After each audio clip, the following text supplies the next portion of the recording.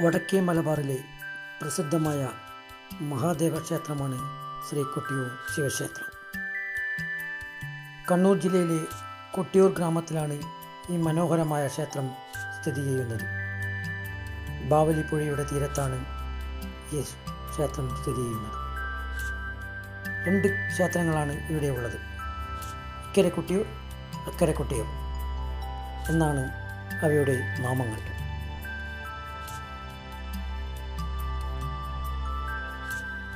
ഇടവത്തിലെ ചോതി നക്ഷത്രം തൊട്ട് മിഥുനത്തിലെ ചിത്ര നക്ഷത്രം വരെയുള്ള 27 ദിനങ്ങളിലാണ് ഇവിടെ വൈശാഖ മഹോത്സവം നടക്കുന്നത്.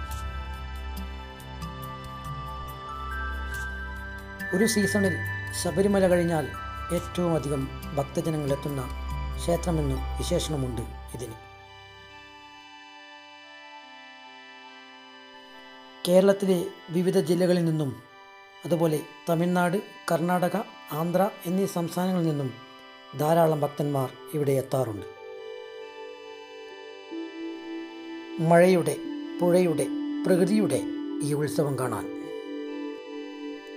അക്കരെ കൊട്ടിയൂർ ക്ഷേത്രത്തിൽ ശിവലിംഗം സ്വയംഭൂവാണെന്ന് വിശ്വസിക്കുന്നു. പാൽ, നെയ്യ്, ഇളനീർ എന്നിവ കൊണ്ടാണ് ഇവിടെ അഭിഷേകം. തിരുവഞ്ചിറ തടാകത്തിൻ്റെ മധ്യത്തിലുള്ള മണിത്തറയിലാണ് ശിവലിംഗമുള്ളത്. ഈ തടാകത്തിലെ മറ്റൊരു തറയാണ് അമ്മാറക്കല്ല്. ഇവിടെ ആദിപരാശക്തിയായ ശ്രീ പാർവതി ദേവിയെ ആരാധിക്കുന്നു. പുരാണത്തിലെ ദക്ഷയാഗം നടന്ന സ്ഥലമാണ് കൊട്ടിയൂർ എന്നാണ് വിശ്വാസം. ഒരു വൈശാഖ നാളിലാണ് ദക്ഷൻ യാഗം നടത്തിയത്. പിതാവ് നടത്തുന്ന യാഗത്തിൽ സതീദേവിയെയും ശിവനെയും അവഹേളിച്ചതിൽ ദുഃഖിതയായ സതീദേവി യാഗാഗ്നിയിൽ ചാടി ജീവനൊടുക്കി. ഇതിൽ കോപാകുലനായ ശിവൻ ഇടപറിച്ച് നിലത്തടിച്ച് വീരഭദ്രനെ സൃഷ്ടിച്ചു.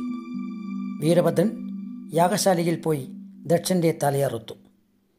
ത്രിലോകങ്ങളുടെയും അഭ്യർത്ഥന മാനിച്ച് ദക്ഷനെ പുനർജീവിപ്പിച്ച് യാഗം പൂർത്തിയാക്കി ശിവൻ തപസ്സനുഷ്ഠിക്കാൻ കൈലാസത്തിൽ പോയി. പിന്നീട് കൊടുംവനമായി തീർന്ന ഈ യാഗസ്ഥലം കുറിച്യരുടെ താമസ സ്ഥലമായി. ഒരു കുറിച്യ യുവാവ് അമ്പിന് മൂർച്ച കൂട്ടാൻ ഒരു കല്ലിൽ ഉരയ്ക്കുകയും കല്ലിൽ നിന്ന് രക്തം വരികയും ചെയ്തു. ഇതറിഞ്ഞ പടിഞ്ഞീറ്റ നമ്പൂതിരി കൂവയിലയിൽ കലശമാടിയത്രേ.